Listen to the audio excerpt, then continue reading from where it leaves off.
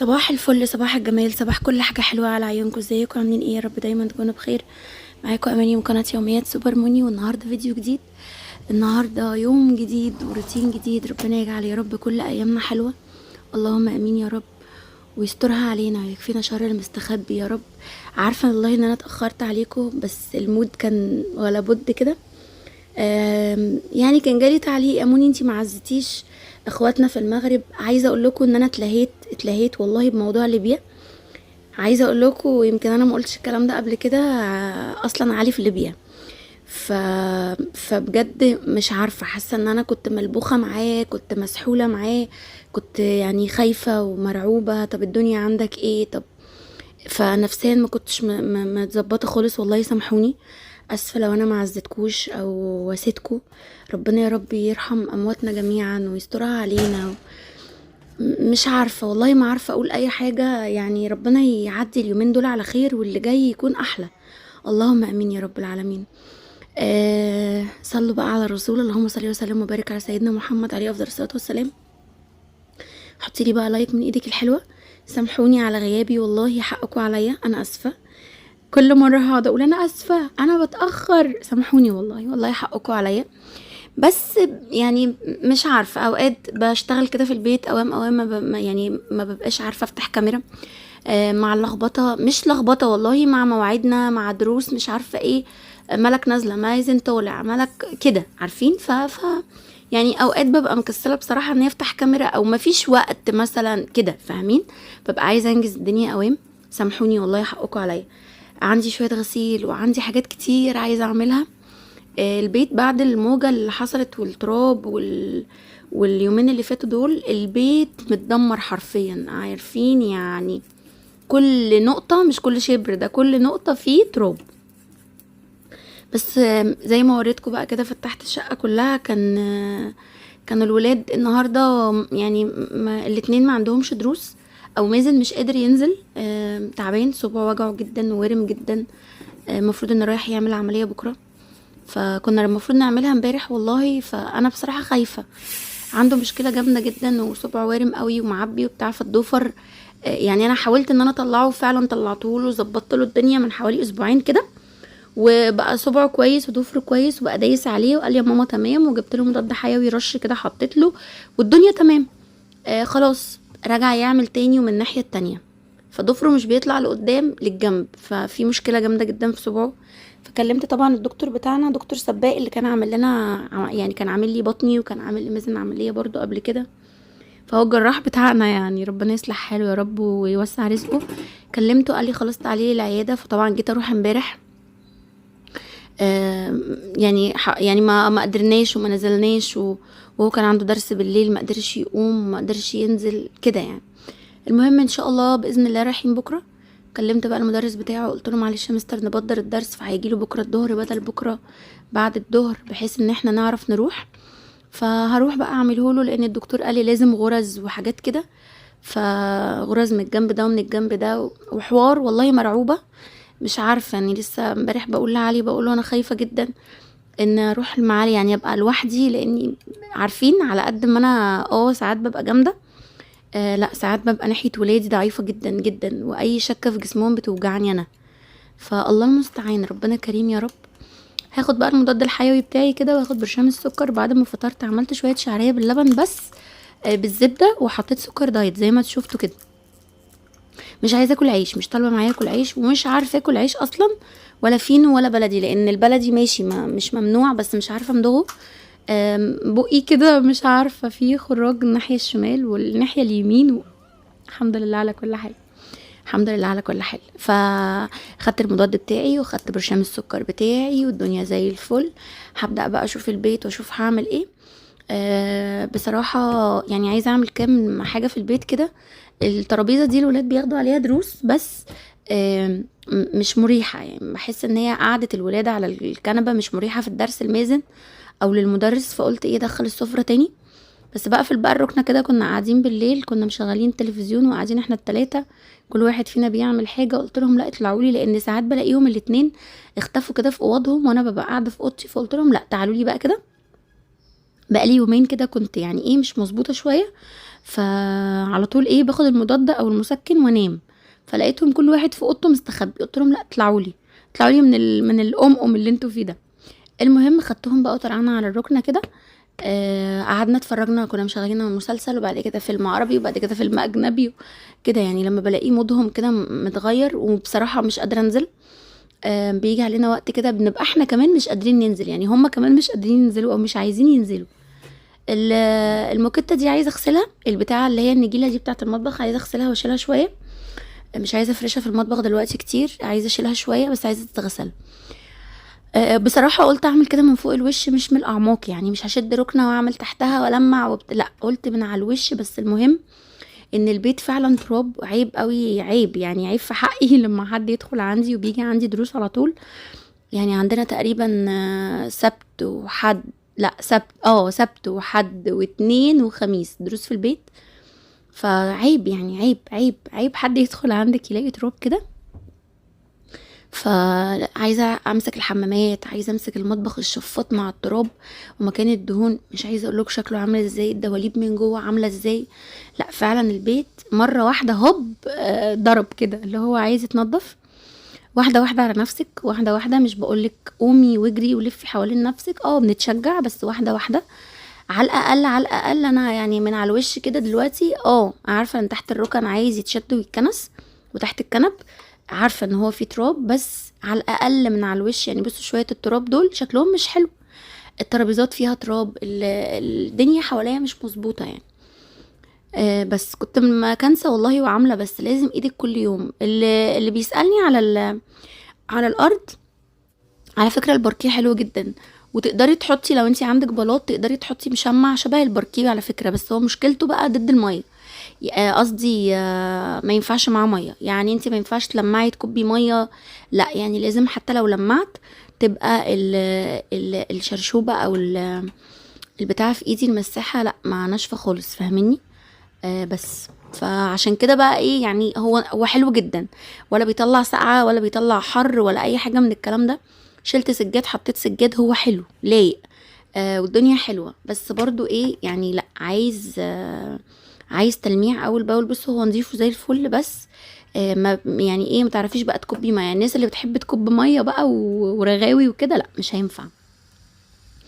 عايزه اقول لكم والله المخدات، بصوا عايزه يعني اعمل حاجات كتير، بس طبعا هو الوقت بس ضيق عليا والله مش اكتر. بحس ان اليوم بيجري، عبال ما باخد نفسي من حاجه ابص الاقي اليوم عدى، او جه مدرس مش عارفه اعمل حاجه، ملك مثلا بتنادي عليا، مازن عايزني تعالي يا ماما، مش كده، فاهميني؟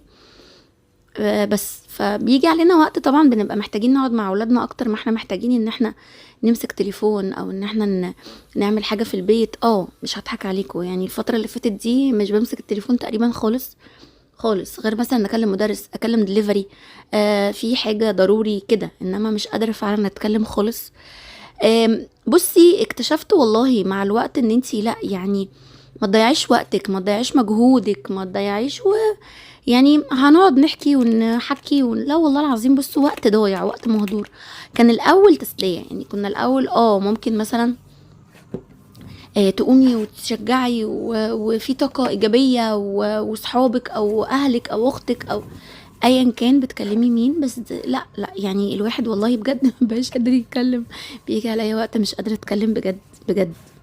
فلا يلا هوبا يلا، عايزة اشغل بس قرآن جنبي كده واخلص اللي ورايا هنا. عايزه اقول لكم ان النور قاطع، احنا قبل ما قمنا من النوم النور بيقطع عندنا من 5 ل7 دلوقتي، هو كان بيقطع ساعه واحده بقى بيقطع ساعتين.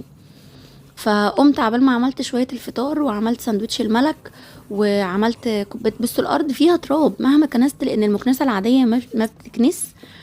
عايزه والله مكنسه بالكهرباء ان شاء الله ربنا يفرجها يا رب كده واجيب، لان طلع اللي هي اليدوي دي اللي انا كنت عايزاها السكاني دي لاسلكي مش كهرباء، يعني تتشحن وتعمليها. لا انا مش عايزه كده، انا عايزه كذا حد فيكم قال لي. فلما دورت لا لقيت اللي بالكهرباء اللي هي اليدوي اللي بالكهرباء اللي هي العمود يعني اللي بالكهرباء غاليه، يعني مثلا 12 13 الف حاجات كده. واللي هي الصندوق لقيتها ماشي حلوه ب10 وب11 برضو، وبتغسل وكل حاجه، بس برضو مش وقته خالص. انا عندي ثانويه عامه واعداديه يا جدعان، انا يعني ايه دلوقتي في الظروف، لا يعني ايجار وثانويه عامه واعداديه وبتاع وكلام من ده، لا مش هينفع خالص. اللي قال لي يا موني كلب وانتي، وكتب لي تعليق غريب والله العظيم، بصوا قعدت اضحك. انتي بتقولي عندي ثانويه عامه وعندي وراح تجيبي كلب، انتي معاكي، انتي مش هو انا اشتكيت لك قلت لك معايا ولا ما معيش؟ الحمد لله، لو هاكلها انا وولادي عيش وملح كده بحمد ربنا على كل حال، كلنا كتير كلنا شويه بحمد ربنا وبقول رضا الحمد لله. عمري ما اشتكيت وعمري ما قلت ما معيش، انا دايما بقول ايه الحمد لله على كل حال، بس في حاجات اهم. والكلب على فكرة زي ما جبته زي ما بعته يعني، او رجعته او ايا كان، المهم الفلوس اللي دفعتها رجعت لي، انا ما خسرتش حاجه، بالعكس كسبت ولادي وكسبت التجربه. يا جماعه انا بحط ولادي في اي تجربه مهما كانوا صغيرين ومهما كانوا كبار. والله صدقيني لو صغيرين هتقنعيهم هيقتنعوا، انما وهم كبار لا، وهم كبار بيفهموا ان قد ايه. طب لا انتي ممكن تكوني مش عايزه تخليهم يمروا بالتجربه عشانك انتي، اصل انتي اللي عندك المشكله، او انتي مش عايزه مثلا تخليهم يجيبوا حاجه نفسهم فيها عشان في فلوس، او انتي مثلا صحه او مش قادره او فاهمين. لا انا بحب احط ولادي في التجربه نفسها، بحيث ان انا اقول لهم بصوا، فهم فعلا كانوا متخيلين حاجه وطلعت حاجه تانية. قالوا لي لا ماما ما ينفعش في البيت.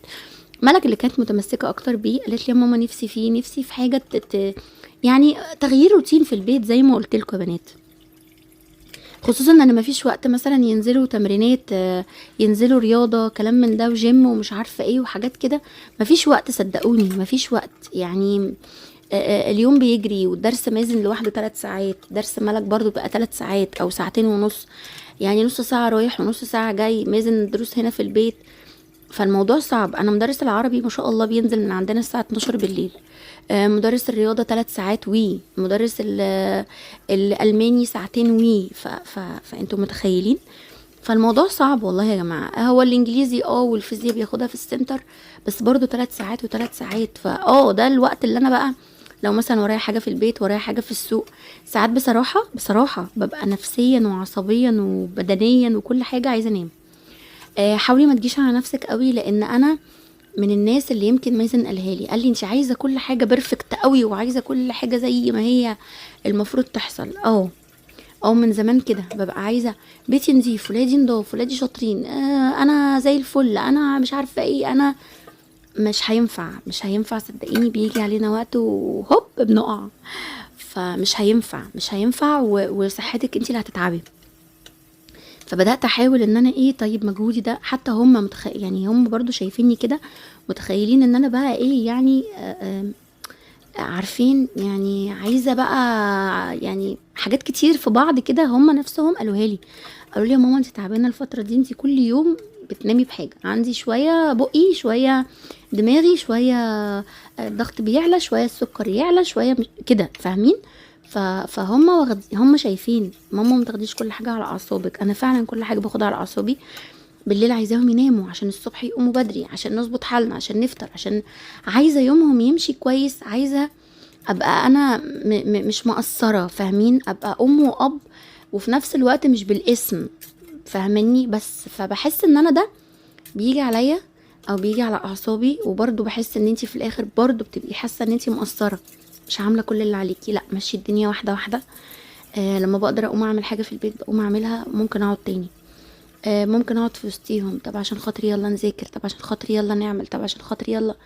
والله يا جماعه والله العظيم بصوا بالعافيه، بس اهو الحمد لله على كل حال. واللي حاصل للولاد اليومين دول برضو ان شايفين بقى كوارث وبتاع واتفجعوا على ابوهم وحاجات كتير كده، فالحمد لله الحمد لله على كل حال، الحمد لله. وشكرا بجد لكل اللي سأل عليه، لان ناس كتيره كلمتني قالت لي يا موني، ناس قريبه مني يعني ناس صحابي بس قريبين مني قوي، فهم اللي عارفين ان هو في ليبيا، فكلموني يا موني طب ايه، قلت لهم لا الحمد لله هو في مكان بعيد شويه، فالحمد لله على كل حال. هنا بقى كنت عامله فراخ، وكنت بصوا ملاك بتعمل لكم ايه، كنت عامله فراخ وعامله ورق عنب، بس عملته معاكم قبل كده فمرضتش اصور. عملت طبق كده يا دوبك حله ورق عنب صغيره، وعملت لهم 3 وراك كده في الفرن محمرين منهم، يعني ني في ني كده، وهو بيستوي بيتحمر لوحده فاهميني.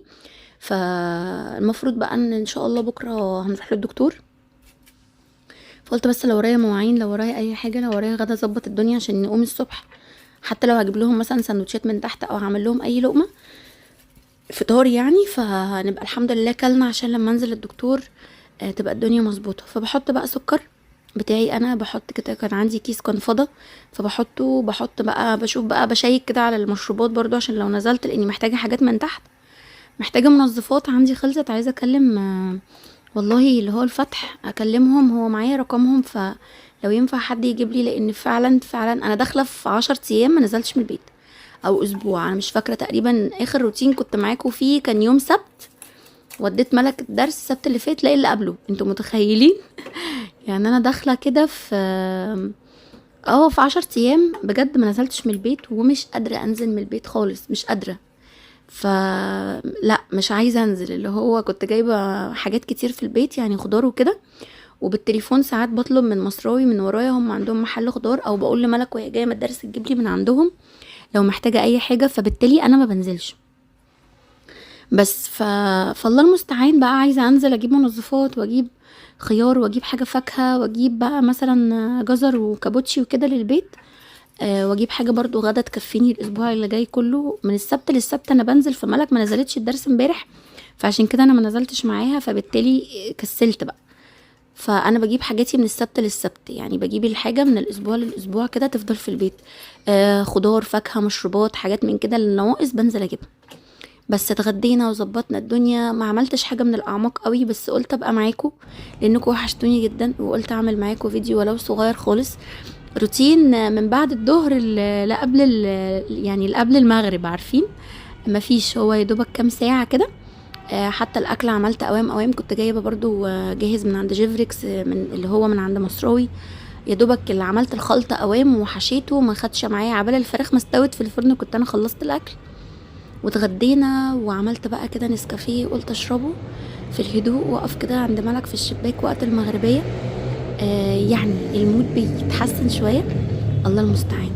النور كده كان قاطع بقى، بس قلت اسجل لكم الفيديو ومنتج عليه واظبطه واسيبه بقى يترفع لما النت يجي ان شاء الله، لان النور بيقطع الناحيه التانية، بيفصل النت عندنا ساعتين. بس وحشتوني والله وحشتوني، تنسوش بقى لايك من ايديكم الحلوه، وما تنسوش تكتبوا لي تعليقات حلوه من ايديكم، والله بتشجعني وتحمسني وتحفزني وتقومني، وهي اللي بتقويني والله، ربنا يخليكم ليا، محرمنيش منكم. شكرا لكل اللي مكمل معايا، وشكرا لكل حد جديد نورني وشرفني. ما تنسوش بقى اشتراك لو اول مره تشوفيني، دوسي على كلمه اشتراك لتحت الفيديو بالاحمر، او سبسكرايب بالانجليش، وفعلي زر الجرس اللي جنبه عشان يوصلك كل جديد مني في الاشعارات، ولو نزلت اي بوست او اي فيديو او اي اشعار على المنتدى او اي حاجه يوصل لكم ان شاء الله بيه اشعار على التليفون. بس واستنوني بقى في فيديو جديد باذن الله، دعواتكم ادعوا لي كتير ولكم بالمثل. يلا اشوفكم على خير في فيديو جديد، وبسلامه الله يا حبايبي، مع الف سلامه.